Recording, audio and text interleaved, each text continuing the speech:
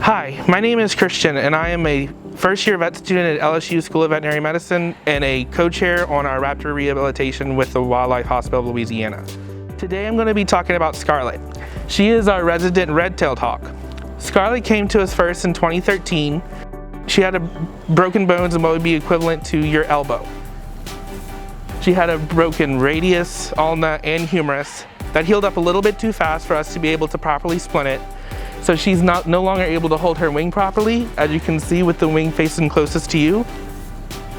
And she's no longer able to fly as well as she would be able to be released in the wild. Scarlett is about 8 years old. We know that because when she first came to us in 2013, she was a juvenile. Red-tailed hawks, their red tail feathers come in when they're about 1 year old, and she molted in July of 2014. Scarlett weighs about 2.5 pounds.